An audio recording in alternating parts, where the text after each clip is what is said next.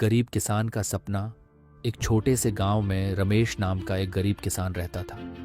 वह अपनी बंजर जमीन पर दिन रात मेहनत करता, लेकिन परिवार का पेट भरने लायक अनाज भी मुश्किल से उगा पाता। इसके बावजूद उसके मन में एक सपना था कि वह अपनी सूखी जमीन को हरे भरे खेत में बदल सके, जिससे वह परिवार का भरण पोषण अच्छे से कर सके और एक खुशहाल जीवन जी सके। एक दिन रमेश को अपनी जमीन पर एक पुराना सूखा हुआ कुआं मिला। उसने सोचा कि अगर इसे और गहरा खोदा जाए तो शायद पानी मिल सकता है। गांव वालों ने उसकी बात सुनकर उसका मजाक उड़ाया।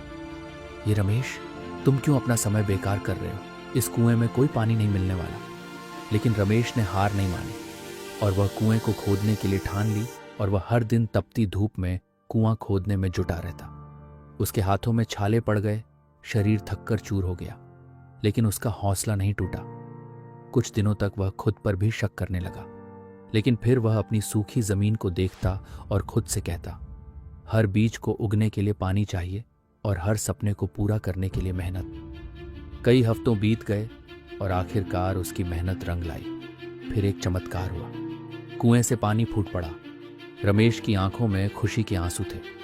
उसने उस पानी से अपनी जमीन को सींचा, बीज बोए और कुछ ही समय में उसकी बंजर जमीन एक हरे भरे खेत में बदल गई। जिन गांव वालों ने उसका मजाक उड़ाया था, अब वे उसकी लगन और बहादुरी की तारीफ करने लगे और रमेश की कहानी दूर दूर गांव तक फैल गई और सबको यह सिखाई कि सफलता उन्हीं को मिलती है जो मेहनत और धैर्य से अपने सपनों को साकार करते हैं।